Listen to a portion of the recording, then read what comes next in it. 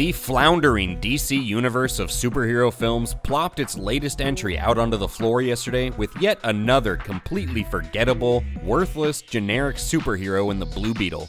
And boy, did this movie deliver, bringing us generic characters that go through an incredible generic story arc, with a generic family death, and all finishing with a generic happy ending.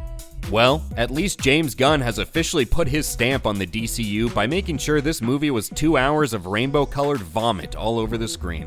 And boy, does this neon-colored nightmare just fit so neatly with the darker, grittier themes that DC Comics are known for. Beyond the colorful, fever dream look to Blue Beetle, the movie goes on to make some real serious mistakes that would doom any movie, much less one about a nobody, made by the morons who can't find a way to profit off of an IP that contains Superman and Batman. But we'll get to those problems in a flash. First, let's get a basic AF recap of Blue Beetle, because I know none of you saw it.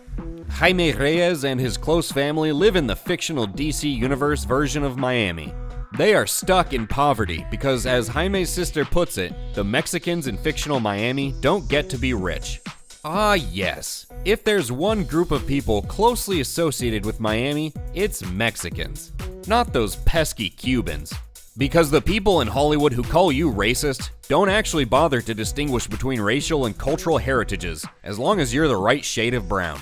Anyway, Jaime gets a job offer from a wealthy pretty girl named Jenny, and long story short, she ends up handing him this blue scarab artifact for safekeeping away from her diabolical aunt who runs Cord Industries. Jaime takes the fast food box with the scarab in it home with him with instructions not to open it, but he and his family can't stop thinking, "What's in the box? What's in the fucking box?" So he opens it.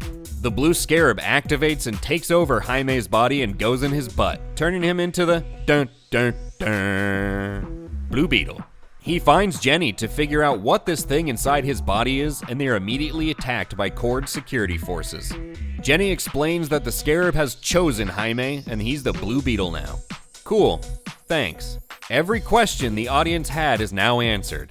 When trying to extract some item of fake importance from Cord headquarters, Jaime's suit activates and he fights some half-robot security guard, and Jaime quickly learns that he doesn't really control the suit.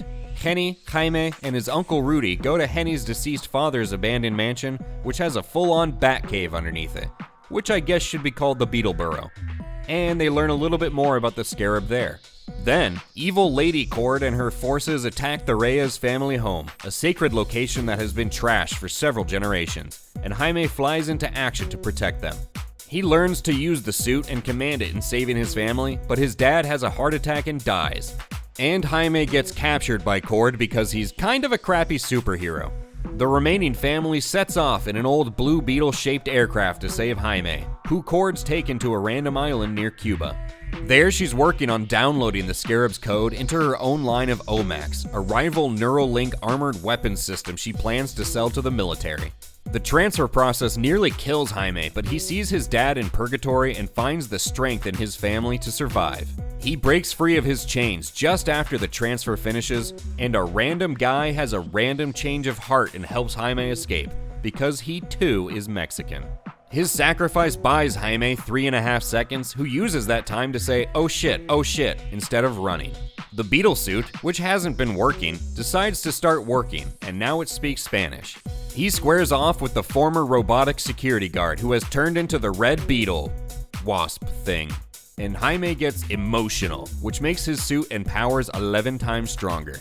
Jaime spares the Beetle Wasp, who then changes sides and suicide bombs the evil Cord Lady and her evil lair, because he also is a Mexican guy. Everyone returns home and is happy, and the barrio comes for a barbecue, and Jaime ends up with the rich girl Jenny, and he's a superhero. A fair trade-off for a father. This movie said the word family nearly as many times as you hear it in Fast and Furious. In case you're not getting what the message of this film was, worry not. They lecture you about it 87 times. Now, obviously, the biggest question going into Blue Beetle is, what the fuck is Blue Beetle? Who is this obscure superhero and why should I care? Well, the movie doesn't really do anything to make you care. They did a great job making this superhero Latino, but they didn't bother to make him interesting, or important, or charismatic. or unique. Even the trailers advertised Blue Beetle's comic books at the end because they know this is a pretty obscure character that no one will care about. But there are other questions that also don't get a satisfying answer. Like, where did this powerful sentient technology come from? Space aliens. Okay. We're going to need a bit more than that.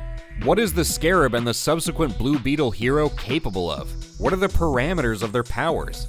Anything you can imagine. Wow, that's incredibly vague. Who was the previous Blue Beetle that was mentioned? Jenny's dad. Now stop asking questions. Just don't think about it and look at the pretty colors and Vaminos rapido. Para la familia! Another issue we took with Blue Beetle is there's not a lot of Blue Beetling. You get one fight in the parking lot early on, some follow-up superhero action right after that, and then the hero isn't back in action until the last 15 minutes of the movie. This one was far more focused on the mediocre narrative surrounding La Familia than it was about high-flying, butt-kicking superhero stuff. All told, Blue Beetle is not a horrendous movie, but there's not much good in it either. It's a bland, generic, forgettable superhero movie sprinkled with a bit of Tapatío and ready to be tossed on the pile with all the others. The best part of this whole movie is when Susan Sarandon calls this girl Toilet. That's the peak of the film, and it's in the first 5 minutes. But what do you think? Did you think Blue Beetle looked worth your time? Did you just find out this movie existed 6 minutes ago?